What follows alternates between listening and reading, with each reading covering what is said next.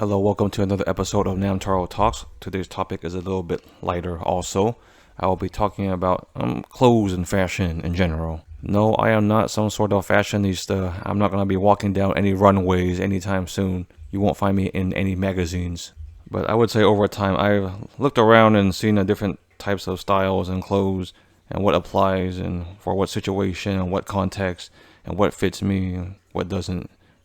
I usually start off these episodes with what it was like when you were a kid. Okay, when I say you, it really means me. It's like I say second person, but I guess it's relatable. Well, as a kid, I don't know about you, but you have little to no say in your fashion or your clothes choices. You just wear what your parents give you, what they buy for you. Maybe they try to influence your style. Of course, at that young, you have no business deciding what clothes you want anyways.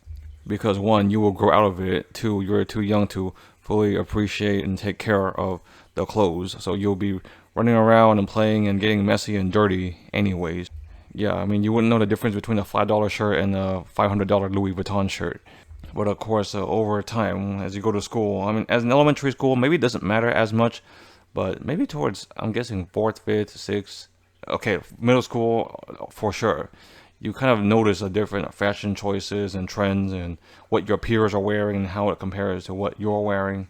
Of course, at that age, you want to, I guess, conform a little bit. You want to fit in with the crowd. You want to blend in, like whatever is cool or interesting. You want to dress similar to that. Maybe it's pop culture, what's dressed similar to a famous celebrity or a famous style going on at the time. I mean, I can't speak for the 60s, 70s, 80s. I mean, I don't know much about like high rise or bell bottoms or stuff like that. I'll just talk about what I've known and what I've seen.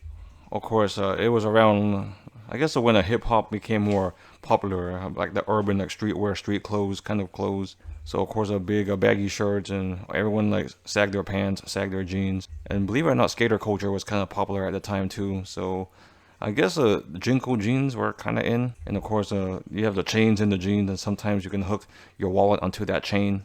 I mean, I'm just a dude. I don't know. I can't speak for women's fashion, but what I saw was, of course, short shorts, tank tops, spaghetti straps, like tight jeans, like form-fitting clothes. I don't know.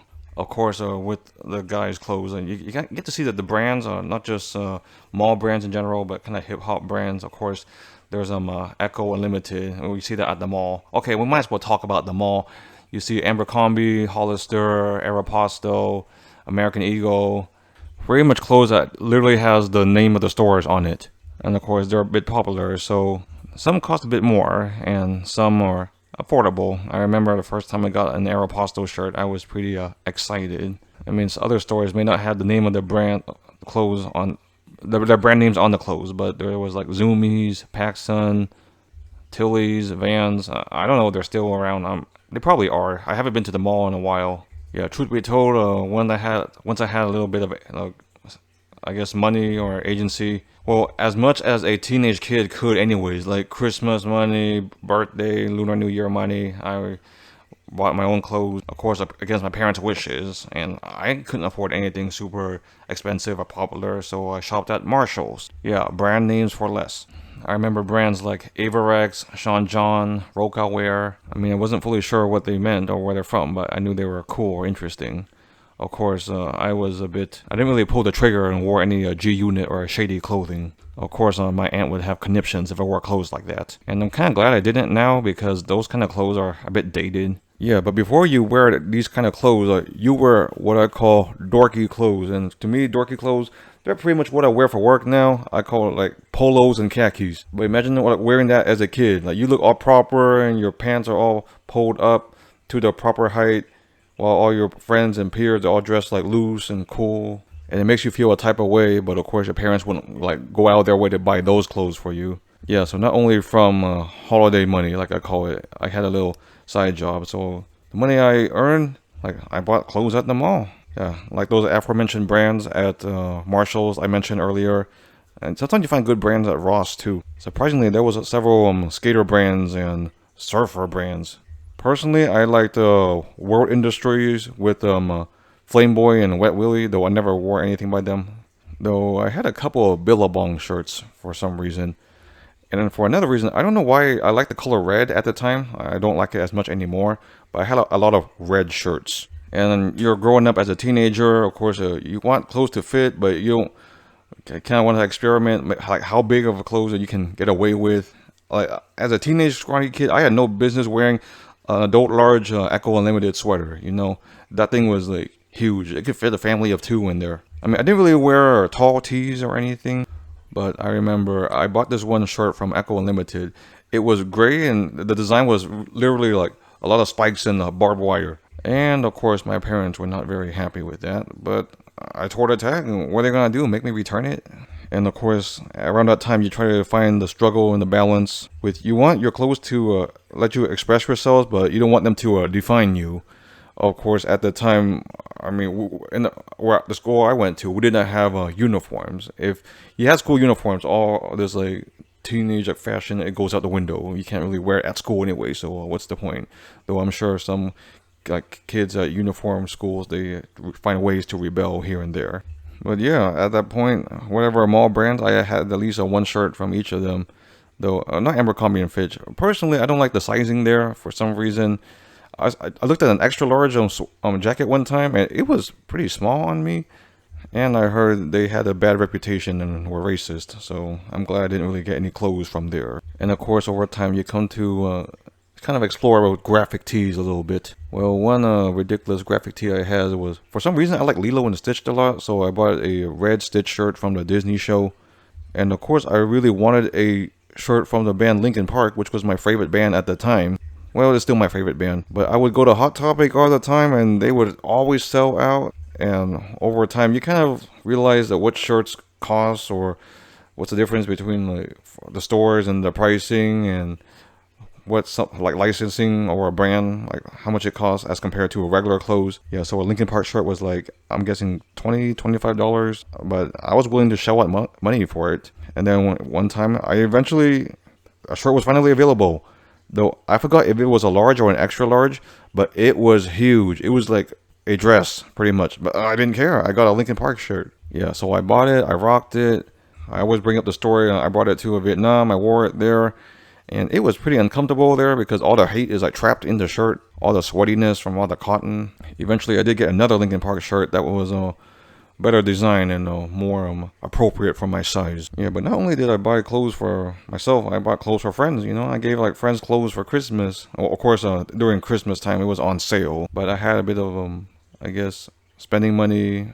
Not really disposable income. I mean, I was a kid, you know. I mean, I didn't know much about investing or saving at the time, and I wasn't really inclined to do such things anyways. I wasn't really too much into shoes as much, though my cousin was. Though I did buy one pair of shoes from my Ecko Unlimited, and it had this design of I don't know if it was a rhino or a dragon or something, but it was white with like gold and like silver like graphics. Also, I bought a pair of shoes from Adidas, and it was black with like splatterings of white and not white, yellow and red. So I call it like the ketchup and mustard shoe. And you look back at the old pictures, I still have those shoes. And there was at least one picture of me, my brother, and my cousin just standing there and rocking our shoes.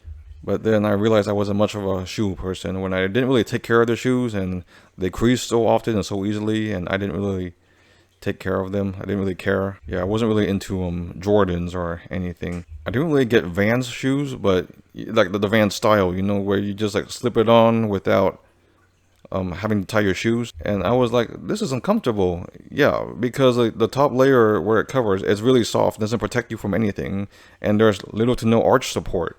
Of course, I walked around school a lot, and I like to play basketball, and they were terrible for that. Yeah, eventually, I think it was a Black Friday sale. I bought some Converse shoes, you know, like the high tops, all stars.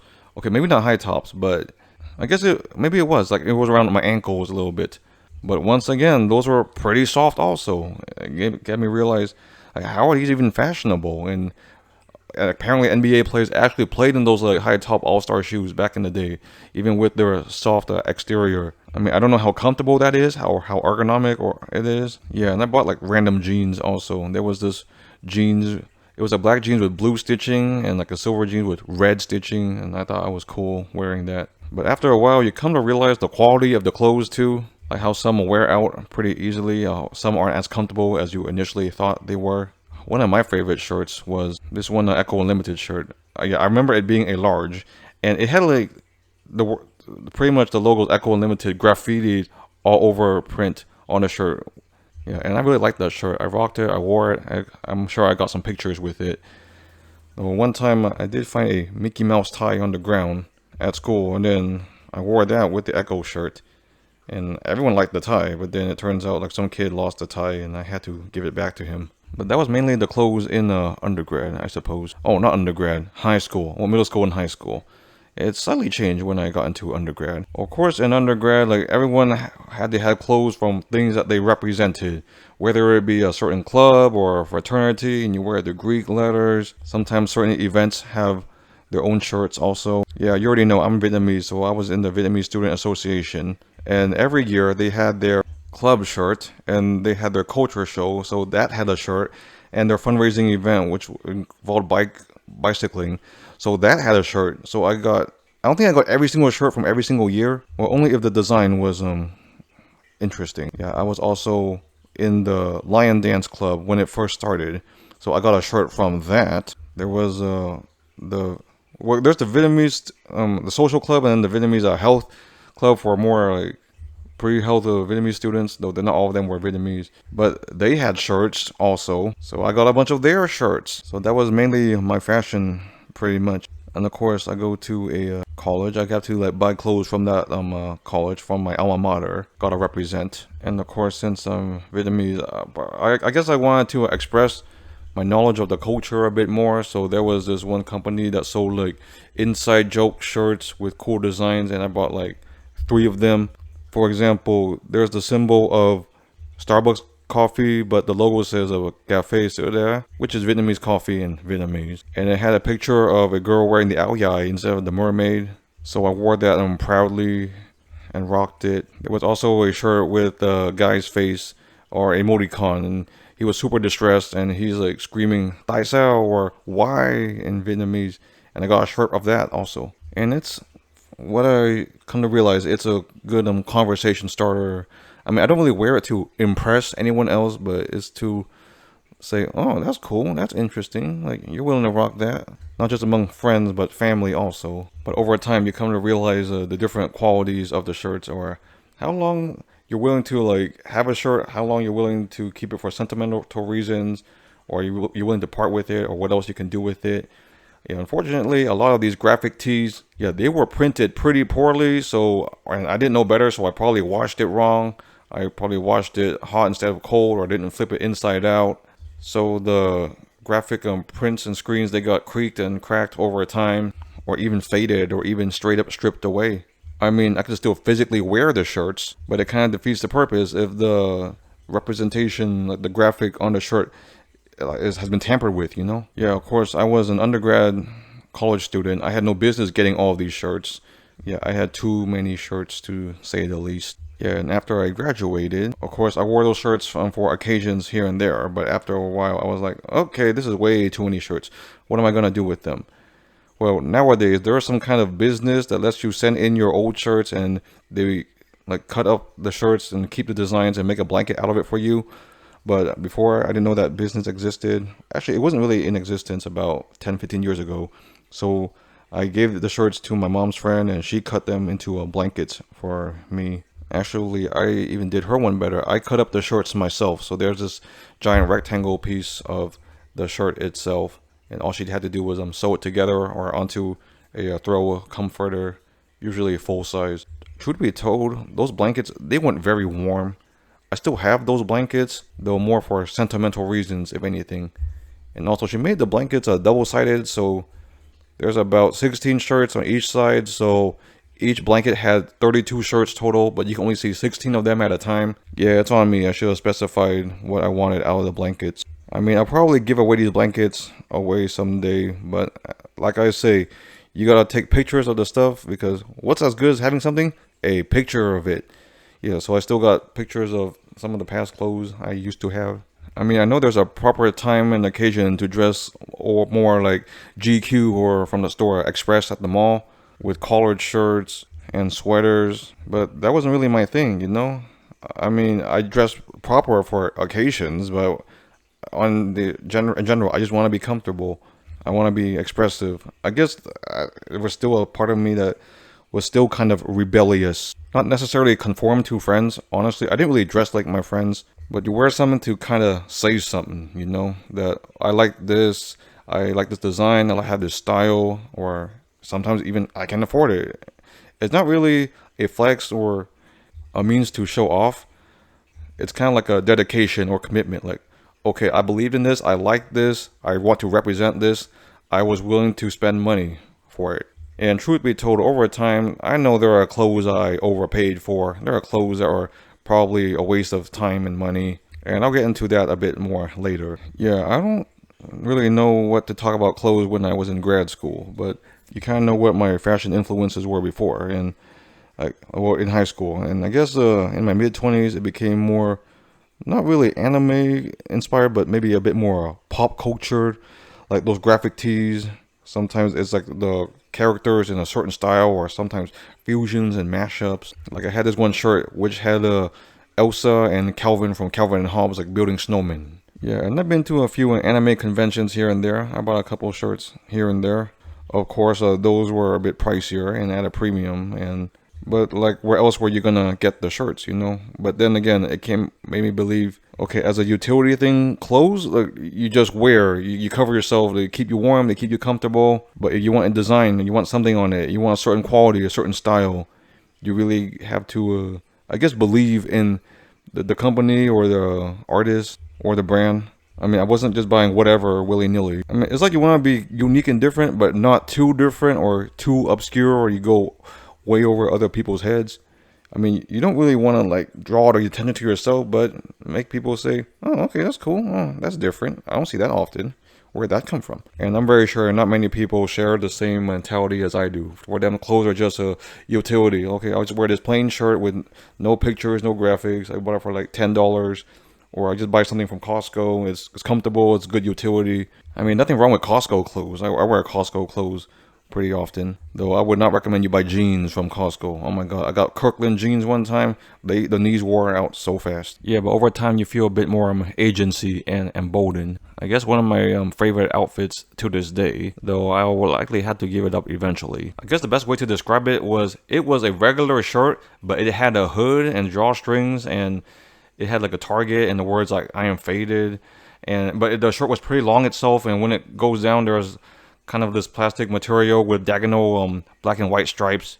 Honestly, I am very sure you cannot get something similar like that in America for that reasonable of a price. Yeah, that shirt itself was a bit sentimental because it was on my last day in Japan, and everyone gets to do their own thing for a few hours.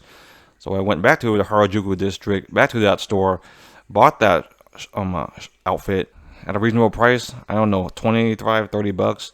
And I just wore it right away, and then rode the JR line back to the Airbnb.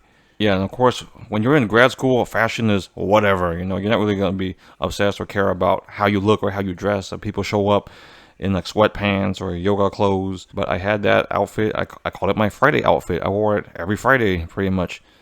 Okay, I say outfit, but it's really just a shirt. I even wore it to office hours with my professors, and they were cool with it. But I guess I became more fashion conscious, fashion oriented. Well, I don't know if I can even call myself that, but it's like you have an eye out for style, you know, for something slightly different. And of course, the practical side of me still looks at the utility and comfort. I wouldn't wear like sleeves that are too long, or things that are too baggy or too thin. But it's like the expression, it has to be worth the price and the applicability of it. Yeah, over time I kind of realize, what kind of clothes are more comfortable than others. I mean, you can't go wrong with cotton, because I realized, oh my god, polyester, it is not comfortable. It doesn't stretch very well. It traps a lot of heat, but of course certain fabrics, they make it easier to print designs on. Yeah, so over time you kind of develop a more keen eye for the clothes. Like, what are you willing to shell out? What are you willing to put up with? Sometimes it's opportunity. I mean, you're not going to buy everything that's on sale, but you don't want to buy just generic clothes either. I mean, I went to Vietnam. I brought clothes from Vietnam. I'm like, oh, that's cool. But for some reason, the shirts there are slightly less comfortable. I remember I bought an Armani exchange of shirts. I even gave it to friends. And then with international, you kind of realize the sizes are slightly different, Even the stores are slightly different, or the store is different in America too. Like an adult medium could be an Asian large, but it could be an Asian extra large at this other company. And sometimes I'm an adult medium, other times I'm adult large. I'm like, what is going on? And it sucks when you buy the wrong size because you have to find a way to return it. Of course, at the store you can try it on if needed.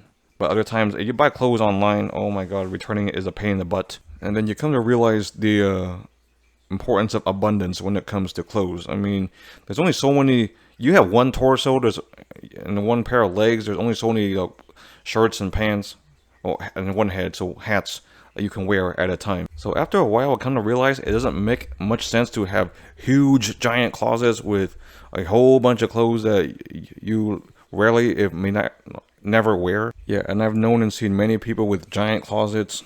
I remember one time I had to help a friend move, and the majority of the time was grabbing all the clothes from her closet. She had like probably at least 100 tops, like in outfits, all on hangers. I was like, does a person even need this many clothes? This is enough clothes for maybe like 4 or 5 people, or maybe even more. And after a while, you don't want like whatever clothes or cheap fast fashion or quick clothes like H&M or Forever 21. Oh my god, I hate that store, Forever 21. I mean, I know it's more for the ladies, but even I know that it is like poor quality. I mean, you can feel the material in your hands. You could like rip it easily if you wanted to. And you can know it would die out after a few washes. Yeah, not to mention the store is really bright. But yeah, growing up, I mean, there was a singer, Gwen Stefani, and she had the Harajuku girls. And I'm like, what the heck is Harajuku? And you kind of realize that Harajuku is a district in Japan that specializes in fashion. And then you look it up, and then you're like, oh, those are some eccentric clothes. Not that I would wear those clothes myself. And truth be told, even if I wanted to, they are a pretty penny, and I would have to break the bank for it. And there's nothing that I like or want that much. Yeah, but still to this day, Harajuku is still my favorite district in Japan. Yeah, I know there's always all those other sites in district. You go to Akihabara for the games and anime and electronics, or Shinjuku and Shibuya. And you gotta go to all these cultural like sites and the temples in Kyoto and whatnot. But I still like Harajuku, especially Takashita Street. Yes, I know it's crowded. Yes, I know it's a tourist trap. But hey, you go there, you see something new, you see something cool, but you must keep in mind what your budget is and how much you are willing to carry with you and how heavy it will be. But that's the thing about I would say mainly China and Japan. I wouldn't call them super fashionable, but it is different. It is eccentric. I know the culture itself may be a bit more conservative, but not as in the way that they dress themselves. It has a bit more agency, a bit more expression, a bit more individualism. Even like the proper clean cut clothes, like you dress for work, or like business suits, or for the women and the men, and like the dresses for women, of course. It's a bit classier, but also willing to push boundaries. Yeah, compare the streets of Beijing or Tokyo to a Walmart or a Target or a Costco in America. It is night and day. I am not saying that clothes are super important, that they are the end all be all. And I know that clothes, it's a very consumer base, and a lot of clothes, it ends up as trash in third world countries, and it's in giant dumps that nobody wants. Even if you donate the clothes, they throw it away or give it away to those countries anyway. I mean, I've seen graphics of shirts for, sometimes you have the NBA Finals or the Super Bowl, and they have the shirts like made ready for both teams. So they pretty much ship the shirts of the losing teams to those other countries, and people wear those. And from one of my previous episodes, I like the Golden State Warriors and the 49ers. So I had clothes from them over time. I guess it's convenient just to have one of their articles of clothing on hand in case I go to the games or go to a sports setting and I want to represent. Though I have a jersey shirt of Draymond Green, who was currently a Golden State Warrior. Personally, I liked him at first. I thought he was versatile and the heart and soul and glue of the team. But his antics get a bit crazy at times. I don't remember if I donated that shirt or I gave it away. I don't have it anymore. I lost it. Should have gotten a Steph Curry shirt. But everyone has a Steph Curry shirt or jersey. That's the thing. That's what I come to learn. You don't really get jerseys or shirts with players' names on it unless they signed like a huge contract or they are committed to the team. Though one of my favorite sports shirt is this $2.49 shirt. Yeah, I think I mentioned it in the other episode, and it had this huge graphic of the Well, they didn't really win a Super Bowl, but they went to several NFC championships, and the 49ers were kind of perpetually bad, but then they turned it around. They turned the culture around. Like they showed that they were capable of winning and competing and going to the playoffs. So I had a shirt from that area that I bought for $2 from the garage sale. Another thing I come to realize, try to avoid a retail therapy. Yeah, it's real. I'll be honest, I'm not the proudest when it came to it. Not really impulse buys, but I kind of bought it on a whim. I'm like, oh, I could rock this, or I need a little pick me up. I deserve this, or this kind of clothes, it's rare, or what if they run out of it? What if they never make it again? What if this is my only opportunity to get this article of clothing? But you pull the trigger, you buy it, you're like, it's cool. But then you look at it's like one in maybe dozens of other shirts and sweaters or other pieces of clothing that you have. Kind of gets lost in the shuffle a little bit. That's another thing. When you have too many shirts, you kind of feel pressure to wear them as often as possible, to rock them, especially the more pricier ones, because you gotta get your money's worth. I'll be honest, I have shirts for 35, 40 bucks, and not everyone can afford a shirt like that. But I feel compelled or pressure to wear that more because, oh my god, I spend this much money for the shirt. I gotta wear it more often. I gotta show it to my friends more often. Though one old reliable clothes company is Uniqlo. Though I have like I say, a love-hate relationship with Uniqlo because I bought a shirt and it was like the wrong size, but they didn't let me return it because even though their policy said you can do so, you lost the receipt, which I did. They still didn't let me do it, so I had to like walk around like with this like heavy shirt in my hand or in my bag anyways. Eventually I gave it to my friend who was slightly smaller than me and it fits him. But yeah, I got a fair amount of good clothes from Uniqlo. Personally, there was this one, it's literally just a white t-shirt with some headphones on it. And it was the last thing I bought in Japan, right at the airport actually, before I hopped on the plane to fly back. Yeah, so that's the thing about some clothes, they give you some sentimental reason, but they aren't the end all be all, and you shouldn't hold too much sentiment to it. At the end of the day, they are just pieces to cover your torso, cover your legs. I'm a little bit into hats too. Of course, back then there was the snapbacks and the fitted caps and the flat brim hats. I have a fair amount of those. I got one from Tokyo, Japan, and it has like the words Tokyo in them kanji and English. And I saw it on Monday. I bought it on Friday. Another hat. It had a graphic of fish bones on it that I got in Hawaii. I saw it. I liked it. I kind of pondered it a bit at the first time. Then when my parents were taking a break in the hotel, I went back for it, got it. Yeah, so that's the thing about hats, like sentimental reasons, or clothes, and really. Of course, there's only so many opportunities to wear hats. And I still have my hair. My hair is fine for now, but eventually, yeah, it's genetic. I'm going to lose my hair probably. So I might be rocking the hats a bit more. Same for the beanies. Beanies, they're situational, well, mainly for the cold weather. The main ones I have right now are the 49ers one my cousin gave me, the Undertale one with the dog that my wife got me. She also got me the White Rabbit candy beanie. It's kind of blue with the White Rabbit on top. Got that at a convention. I was never much of a pins person, but when I bought certain items and they came with pins, I'm like, oh my god, where am I gonna put these pins? You would usually put them on my backpack, but then I don't want to have to deal with airport security that often, so I put them on my beanies. Maybe I'll put them on my hats too. There was a pin of the character's name is Luna from the series A Hell of a Boss. I watched a few episodes of it and I enjoyed it at first, but not so much anymore. And one time I saw a unique pin of there was an old Nickelodeon show called Cat Dog, and there was cat and dog drinking boba at both ends of their body. Okay, that doesn't sound anatomically correct, but okay. They're Siamese and cats at one end, dogs at the other end, and they're both drinking boba. Yeah, so I got a pin of that. Yeah, not to mention many they call it dad hats.